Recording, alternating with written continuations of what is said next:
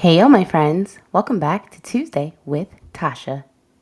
If you've ever been a new person in class or new in a group or a new person on a team, you know that the day you begin is a pretty hard day. But the best part about that is after you get through that hard day, you might realize that things are really going to be fun and okay.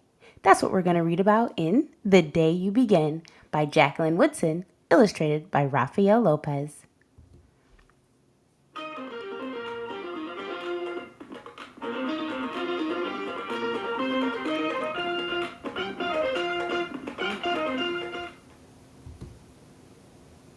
The day you begin. There will be times when you walk into a room and no one there is quite like you. Maybe it will be your skin, your clothes, or the curl of your hair. There will be times when no one understands the way words curl from your mouth, the beautiful language of the country you left behind. My name is Rigoberto. We just moved here from Venezuela. And because they don't understand, the classroom will fill with laughter until the teacher quiets everyone. Rigoberto from Venezuela, your teacher says so soft and beautifully that your name and homeland sound like flowers blooming the first bright notes of a song. There will be times when the words don't come. Your own voice, once huge, now smaller. When the teacher asks, "What did you do last summer? Tell the class your story." "We went to France," Chayla says. "These shells came from a beach in Maine." A boy named Jonathan holds out a jar filled with tiny shells so fragile they look like they'll turn to dust in your own untraveled hands. "My whole family went to India, Spain, South Carolina." Each souvenir a small triumph of a journey, their travels going on and on. And as you stand in front of that room, you can only remember how the heat waved as it lifted off the curb, and your days spent at home caring for your little sister, who made you laugh out loud and hugged you hard at nap time. You can only remember the books you kept on reading long after she had fallen to sleep. And in that room, where no one else is quite like you, you'll look down at your own empty hands and wonder, what good is this when other students were flying and sailing and going somewhere? There will be times when the lunch your mother packed for you is too strange or too unfamiliar for others to love as you do. When even your own friend Nadja will wrinkle her nose and say, "What's in there anyway?" And you'll wonder how she doesn't see the rice beneath the meat and kimchi. You'll wonder why she doesn't remember that rice is the most popular food in the world.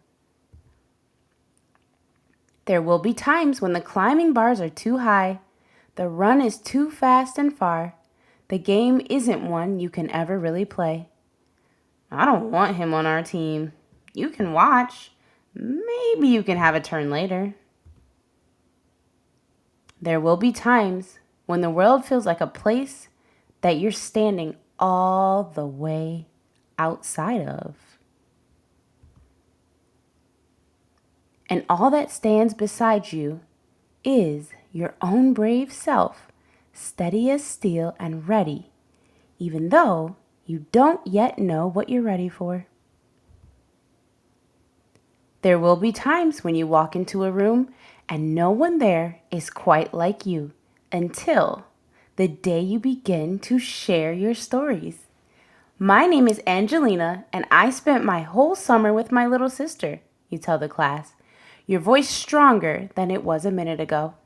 Reading books and telling stories, and even though we were right on our block, it was like we got to go everywhere. "Your name's like my sister's," Rigoberto says. "Her name is Angelina too." And all at once, in the room where no one else is quite like you, the world opens itself up a little wider to make some space for you. This is the day you begin to find the places inside your laughter and your lunches, your books, your travel and your stories, where every new friend has something a little like you, and something else so fabulously not quite like you at all.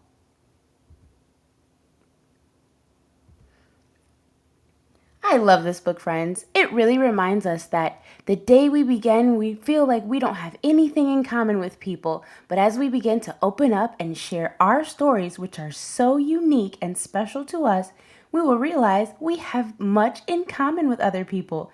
We don't have to have everything in common, but the special things we do have in common will really connect us. If you love this book as much as I do, make sure you click the link in the description box so you can get a copy for yourself. And don't forget to like the video and subscribe to the channel so we can keep reading great books together here at Tuesday with Tausha. Bye-bye.